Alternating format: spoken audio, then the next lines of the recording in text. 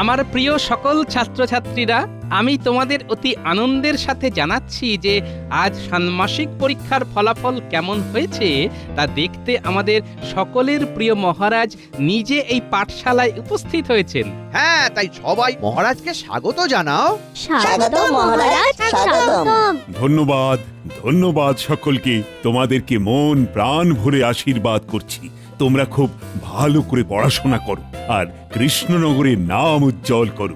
পণ্ডিত মশাই, সবার ফলাফলগুলো বার করুন দেখি। সে ফলাফল কি করে যে মহারাজকে দেখাই, এইখানে কেউই তো সেভাবে ভালো ফল করতেই পারেনি। এ বাবা, এ তো লজ্জার কথা। ফলাফল হয়নি যথা। আচ্ছা, এরকম ফলাফল হয়েছে কেন? পাঠশালায় কি পড়াশোনা হয় না? সবার ফলাফল আমি খুবই আশাহত। এমনটা কিন্তু আমি মোটেও আশা করিনি। পণ্ডিত, তুমি মনে হচ্ছে ঠিক করে পড়াচ্ছ না। পণ্ডিতের মনে হয় না আদৌ কোনো গাফিলতি আছে বলে। এই ছেলে মেয়েগুলোই আসলে পাজি। একদম ঠিক, এরা খুব ফাঁকিবাজ। ছেলে মেয়েরা এরকম একটু হবেই, কিন্তু তাই বলে ওদের দোষ না দিয়ে তুমি নিজে শিক্ষা দেওয়ার ব্যবস্থাকে বদলাও। এমন ভাবে পড়াও যাতে ওদের পড়াশোনার প্রতি আগ্রহ বাড়ে। আমিও সহমত মহারাজ। আমি কিন্তু সবাইয়ের বার্ষিক ফলাফল খুব ভালো হয়েছে সেইটাই দেখতে চাই। বেশ। পণ্ডিত, আজ বিকেলে একবার আমার বাড়ি এসো তো, কথা আছে। মন্ত্রী আর পণ্ডিত দুজনেই জুটেছে ভালো।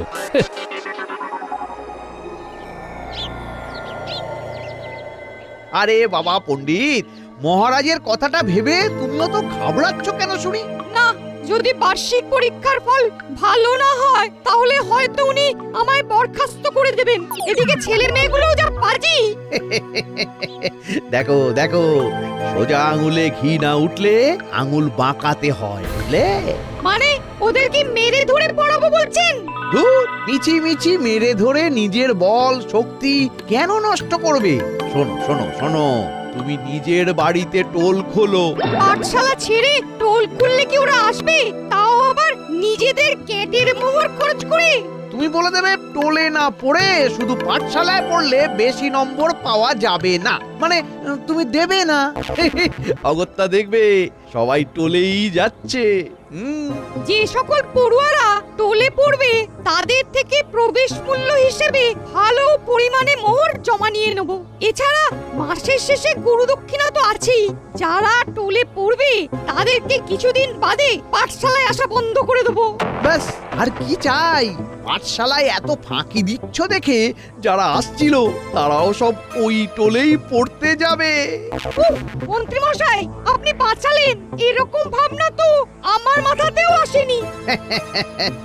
সেই জন্যেই তুমি আমি নই আর আমি তুমি নই। বলছি যে বুদ্ধি দেওয়ার জন্য টোলের প্রতি পড়ুয়ার মাথা পিছু মাসিক 10টা করে মোহর প্রতি মাসে দিয়ে যেও, কেমন? হ্যাঁ,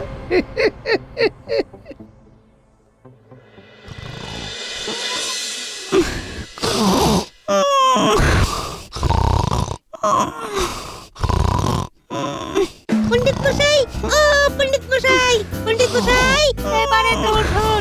মশা মাছিদের সম্পর্কে পড়াতে গিয়ে আপনি এমন ঘুমিয়ে পড়লেন যেন মনে হচ্ছে আপনার ওই হাঁ মুখে এবার মাছি ঢুকে যাবে। এই এই কে রে কে রে কে কে কে কে এত হল্লা করে? আন্টি, আমরা। এই কি ব্যাপার, হল্লা করছিস কেন? তোদের যে জীবন বিজ্ঞান পড়তে বললাম, কি হলো? কি আবার হবে পণ্ডিত মশাই, আপনি তো ঘুমিয়ে পড়েছিলেন। তোদের সাথে থাকলে ক্লান্ত না হয়ে কি আর পারি রে?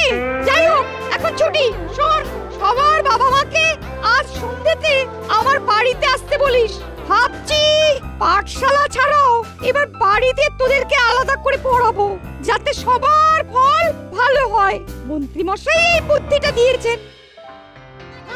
ধর দেখি আমার পাবি তাকে ছোনা মাছি ভো ভো, যাকে পাবি তাকে ছোকানা মাছি ভো, ধর দেখি আমার পাবি তাকে ছোকানা মাছি ভো। এই পুটি, তোর আবার চোর পড়েছে, তাই না? বেচারা পুটি, বন বাজার থেকে ফল চুরি করি আমরা, এদিকে পুটি চোর হয়। দূর, খেলবই না, যা। পুটিমা, এত সহজে কি হাল ছেড়ে দিলে চলে রে? আয় আয়, সবাই এদিকে আয় দেখি। ও হ্যাঁ, মনে পড়েছে, এই পুটি, তোর বাবা কোথায় রে? এখনো এখানে এলো না তো? চাষের জমি নিয়ে কিছু কথা বলার ছিল যে। বাবা তো পণ্ডিত মশাইয়ের বাড়ি গেছে। কি, পণ্ডিতের বাড়ি? কিন্তু কেন?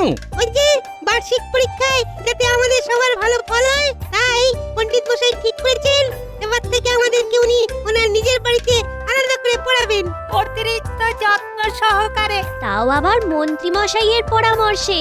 সেই জন্যই তো আমাদের সব্বার বাবা মা পণ্ডিত মশাইয়ের বাড়িতে গেছেন। ওমা, তাই? এ তো ভারী উত্তম প্রস্তাব। বাহ, তাহলে মন্ত্রীমশাইকে তো বাহবা দিতেই হয়। না না, তোরা সবাই ভালো করে পড়াশোনা কর, কৃষ্ণনগরের নাম উজ্জ্বল কর, এটাই তো চাই আমরা। কি বলছেন পণ্ডিত মশাই? মাস মাইনাও দিতে হবে?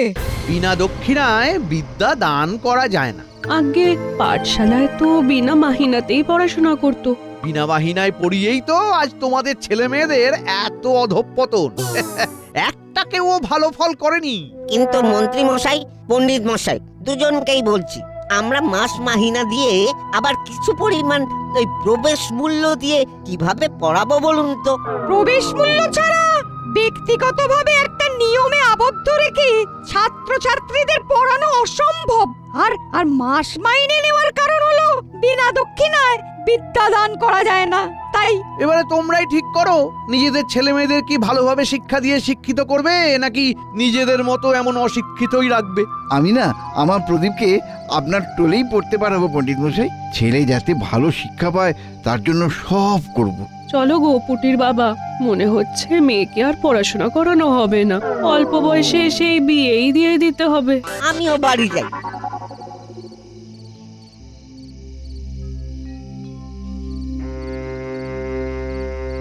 আরে পুটির বাবা যে, এসো এসো এসো, কি খাবে বলো? কিছুই নয় গোপাল দাদা, মনটা খুব খারাপ। কেন? একটা ভালো কাজে গেছিলে, কিন্তু মুখটা এমন বেজার করে মেজাজের সাড়ে সর্বনাশ ঘটিয়ে ফেললে কেন? হ্যাঁ, আর বলো না গোপাল দাদা, মেয়েটাকে মনে হচ্ছে লেখাপড়া আর শেখাতে পারবো না, সেই বিয়েই দিয়ে দিতে হবে। সে কি? কেন?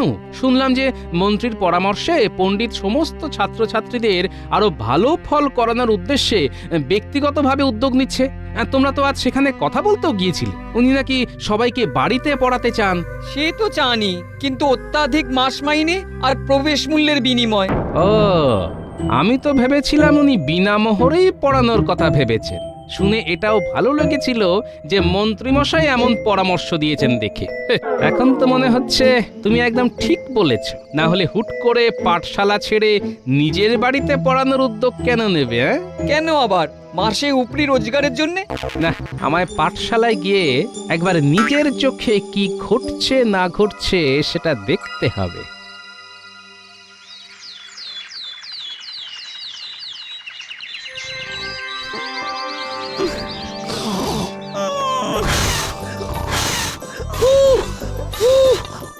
আরে জোরে ফুঁকে। এই প্রদীপ নেভে না।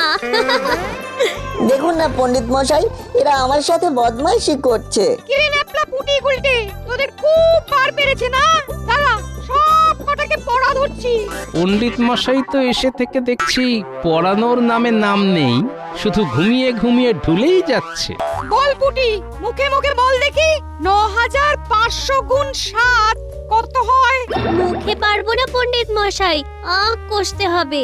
দেখবো এবার শুধু পাঠশালায় পড়ে তোলে না গিয়ে কিভাবে পাশ করিস। এই গুলটে, বল দেখি কোন সুলতান পাঠাগারের সিঁড়ি থেকে নামতে গিয়ে গড়িয়ে পড়ে মারা যান? ওরে বাবা রে, এ কি কঠিন প্রশ্ন রে বাবা। আমি জানি না পণ্ডিত মশাই। না পড়লে জানবি কি করে? দেখবো এবারে বার্ষিক পরীক্ষায় কি করিস। এই এই প্রদীপ, বলতো সূর্য পৃথিবীর চারিদিকে ঘোরে না পৃথিবী সূর্যের চারিদিকে ঘোরে? পৃথিবী সূর্যের চারিদিকে ঘোরে পণ্ডিত মশাই। এটা কি সোজা প্রশ্ন ছিল। বুঝেছি, পণ্ডিত মশাই ইতিমধ্যেই পাঠশালা আর টোলের ছাত্রছাত্রীদের মধ্যে বিভাজন শুরু করে দিয়েছেন। এবারে ব্যাপারটা দেখতে হচ্ছে।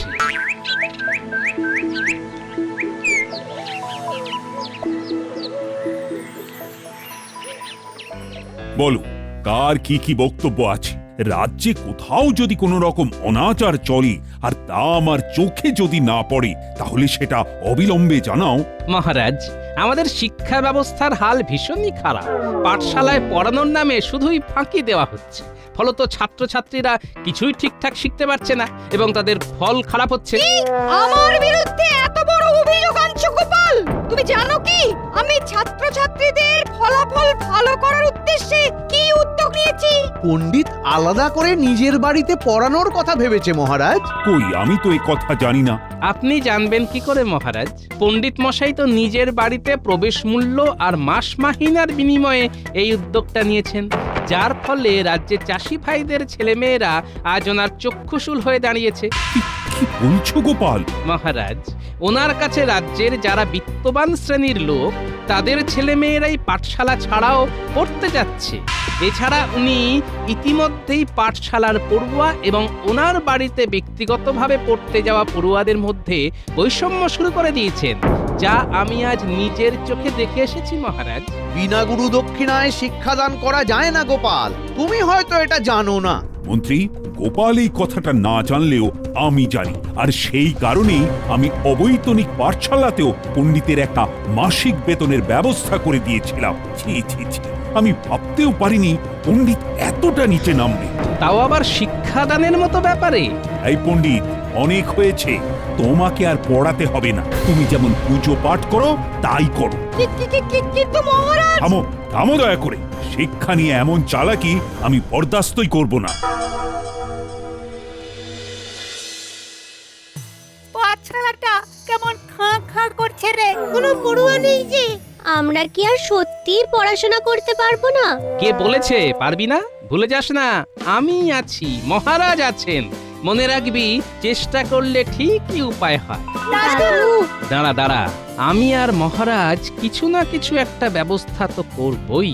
তোরা শুধু এটাই প্রতিজ্ঞা কর যে মন দিয়ে পড়াশোনাটা করবি। প্রতিজ্ঞা করলাম দাদু। ইহে গোপাল, পাঠশালা তাহলে পুরো ফাঁকা হয়ে গেল? হ্যাঁ মহারাজ, কিন্তু আমাদের পুনরায় আবার ওই পাঠশালা চালানোর ব্যবস্থা করতে হবে। তা তো করতেই হবে, না হলে যে বহু ছেলে মেয়ে সব মুখ্য থেকে যাবে। কিন্তু পণ্ডিতের বদলে কারা কারা ওই পাঠশালায় শিক্ষাদান করবে গোপাল? আর বছরের মাঝে এখন শিক্ষক পাই কোথায়? মহারাজ, আপনার সভাতেই রত্ন থাকতে আবার বাইরে থেকে কেন অযথা শিক্ষক আনবেন? বলছো আমার সভাসদের এই সব সামলে নিতে পারবে? আমাকে শুধু 2 দিন সময় দিন মহারাজ। দেখুন আমি কেমন নতুন শিক্ষা ব্যবস্থার রীতিনীতি চালু করি। তোমার উপর আমার অগাধ বিশ্বাস এবং আস্থা গোপাল। 2 দিন সময় নিয়ে তৈরি করো নতুন নিয়ম রীতি নীতি। তারপর সেই নিয়মের উপরই ভিত্তি করে নব শিক্ষকদের উদ্যোগে শুরু হোক পাঠশালার পঠন পাঠন। হ্যাঁ মহারাজ। মহারাজ, আমি সব ভেবে নিয়েছি। বলো, কি ভাবনা চিন্তা করলে? প্রথমেই বলি, প্রতিটা বিষয়ে পড়াবে আলাদা আলাদা শিক্ষক। তার মানে বিষয় ভিত্তিক শিক্ষক থাকবে, তাই তো? অতীব উত্তম। হ্যাঁ বিজ্ঞানী। দেখুন মহারাজ, বিজ্ঞানী যখন আছেই, সে তখন ভৌত বিজ্ঞান আর জীবন বিজ্ঞান পড়াবে। বেশ বেশ। আর আমাদের সভাকবি পড়াবে সাহিত্য। গল্প কবিতা ছন্দ নেই কো মনে যে ধন্দ, পড়াবো আমি ভালো করে মহারাজ। তবে নতুন পাঠশালা দিন শুরু করে। আর মহারাজ, আপনি তো ইতিহাস ভূগোলে ভীষণই পারদর্শী। সেই তো, মহারাজ কত জায়গায় ঘুরেছেন। এই ইতিহাস ভূগোলের কথা বলতে মনে পড়লো, তোমাদের রানীমার যখন আমার সাথে বিবাহ হয়নি, তখন সে যে কতবার বাহানা করে গল্প শুনতে চলে আসতো তার ঠিক নেই। কিন্তু গোপাল, তুমি কি পড়াবে? তোমাদের এই সব শক্ত শক্ত বিষয়ে পড়াশোনা করে শিক্ষার্থীরা যখন ক্লান্ত হয়ে যাবে, তখন আমি তাদেরকে চাঙ্গা করে তুলবো নানা রকম খেলার মাধ্যমে। তাহলে ক্রীড়া শিক্ষক হচ্ছে গোপাল, পড়ুয়াদের এবার খুলছে কপাল। সাধু সাধু। এখানেই চমকের শেষ নয় মহারাজ। আমাদের এই পাঠশালাতে শিক্ষকদের বেতন দেওয়ার বদলে ওই খরচার খাতে সকল শিক্ষার্থীদের দুপুরের খাবার দেওয়া হবে এবং সম্পূর্ণ বিনামূল্যে। এবং পঠন পাঠনের জন্য নতুন নতুন বই, খাতা, কলম। আমি সহমত। রাজ্যে সুশিক্ষার জন্য আমি কোনো কার্পণ্য করব না। আমাদেরও বেতন লাগবে না, এমনিতেই সভাসদ হিসেবে বেতন পাচ্ছি, গোপাল তোমার তুলনা নেই। তবে কাল থেকেই হোক প্রচার, রাজ্যের মানুষ দেখা যাক তাদের ছেলে মেয়েকে পড়াতে পাঠায় কোথায়, সব দিক করে বিচার।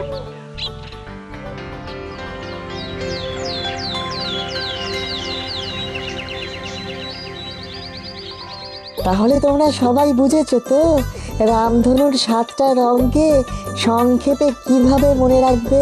বিদ্যা সহকলা।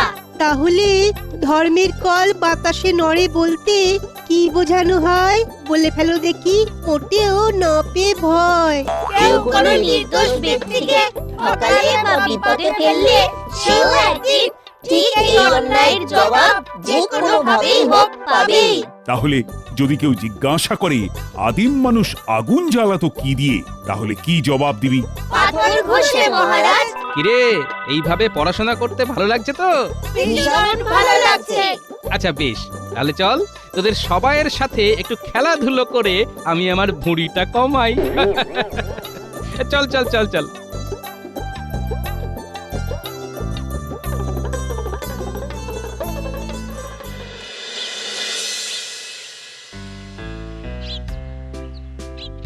আরে এমন ছুটির দিনে গোপাল চন্দ্রের আবির্ভাব, কি ব্যাপার? হ্যাঁ মহারাজ, দরকারই এসেছি আর কি। বলছি কদিন পরেই তো বার্ষিক পরীক্ষা, তা আপনি ইতিহাস ভূগোল থেকে কি কি প্রশ্ন দেবেন সেইগুলো যদি দিয়ে দিতেন তাহলে খুব সুবিধে হতো। গোপাল, আমি ভাবছিলাম এই বার্ষিক পরীক্ষাটা যদি শুধু আমাদের পাঠশালার পড়ুয়াদের ভিতরেই সীমাবদ্ধ না রেখে গোটা কৃষ্ণনগরের পড়ুয়াদের নিয়েই করা হয়, তাহলে কেমন হয়? বুঝেছি মহারাজ, আপনি আসলে আমাদের পড়ুয়া আর পণ্ডিতের টোলের পড়ুয়াদের ভিতরে মেধার পরীক্ষা নিতে চান, তাই তো? একদমই তাই। আমি পরীক্ষা করে দেখতে চাই আমাদের অবৈতনিক পাঠশালার ছেলেমেয়েরা প্রকৃত শিক্ষা পেল নাকি বৈতনিক টোলের পড়ুয়ারা। তবে তাই হোক মহারাজ, এই পরীক্ষার নাম হোক তাহলে মেধা অনুশীলন। প্রচার করে বলে দাও প্রত্যেক ছাত্রছাত্রীদের অংশগ্রহণ করা বাধ্যতামূলক। এই ক্ষেত্রে মহারাজ তাহলে নবাব বরং প্রশ্নপত্র তৈরি করুন। একদম ঠিক। তাহলে কেউ বলতে পারবে না যে আমরা পক্ষপাতিত্ব করছি। আর হ্যাঁ, এইটাও ঘোষণা করে দিও পরীক্ষায় প্রথম 3 জন স্থানাধিকারীকে মোহর পুরস্কার দেওয়া হবে। উড়িয়ে বাবা, জাহাপনা, পরীক্ষার কি কঠিন নাম, মেধা অনুশীলন। খুব স্বাভাবিক। সহজ পরীক্ষা হলে কি আর আমার কাছে প্রশ্নপত্র তৈরির অনুরোধ আসতো? আপনি হলেন নবাব বাহাদুর, তাই আপনার কাছে অনুরোধ না করে আর কার কাছে করব বলুন তো হুজুর? সেই তো ঠিক আছে গোপাল, চিন্তা করো না, সময় মতন প্রশ্নপত্র পেয়ে যাবে। ঠিক আছে নবাব বাহাদুর, আমি তাহলে আজ আসি। হ্যাঁ, এসো।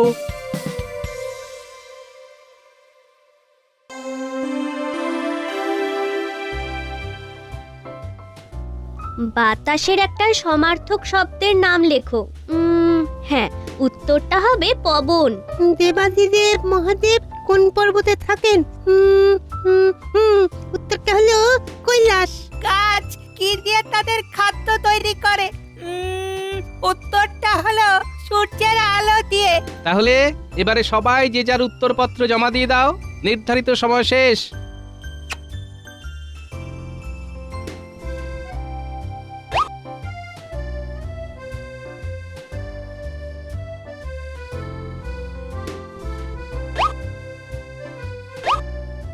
আর তোমাদের এই পরীক্ষার উত্তরপত্র দেখবেন স্বয়ং নবাব, আর ফলাফল বেরোবে ঠিক 1 মাস পর। এই 1 মাস সবাই আনন্দ করো। ভালো ফলাফলের জন্য সবাইকে আগাম শুভেচ্ছা জানাই।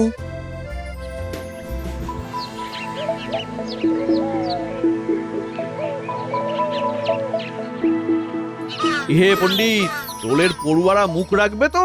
তাই তো ভাবছি। ভাবছো মানে? সে কি, তোলেও কি ফাঁকি মেরেছো নাকি? না, অতটা নয়, করিওছি। কি রে বাবা? কেন, আপনি তো বলেছিলেন টোলটা খোলাই হচ্ছে শুধু মুনাফা লাভের উদ্দেশ্যে। হ্যাঁ, যত দোষ নন্দ ঘোষ।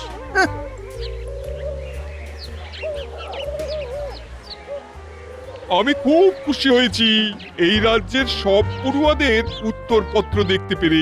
এইটুকু বুঝেছি কৃষ্ণনগরের বেশিরভাগ পড়ুয়ারাই পড়াশোনা শিখে নিজেদের বাবা মা সহ এই রাজ্যের নাম উজ্জ্বল করবে। তবে কিছু জন এমন পড়ুয়াও আছে যারা পাশ করতে পারেনি, তাদেরকেও বলবো তারা আবার নতুন করে শুরু করো। হ্যাঁ, হাল ছেড়ো না। এই উজির, এই ফলাফল ঘোষণা করো। প্রথম হয়েছে পুঁটি, আর দ্বিতীয় হয়েছে সনাতন ময়রা। আমার ছেলে দ্বিতীয় হয়েছে। আমি কিচ্ছু জানি না, আমার ছেলে প্রদীপ পাস করেনি, সব টাকা ফেরত দিন। করেনি, পাশ করেনি, আমি কি করব? আমরা কিছু জানি না, টাকা ফেরত দিন। টাকা ফেরত চাই, ফেরত চাই। না হলে পণ্ডিত মশাইয়ের তুলোধনা করা যায়। আমাকে একা বাঁধবেন না, আমার সাথে মন্ত্রী মশাইও জড়িত আছে। হায় কপাল, ধর্মের কল। বাতাসে নড়ে। সকালে জচ্চিরি করলে শাস্তি পেতেই হবে। বাবা, তোরা কত বড় হয়ে গেছিস রে। পড়াশোনা শিখছি তো বড় হওয়ার জন্য দাদু। ওরে আমার পাকা বুড়ি রে।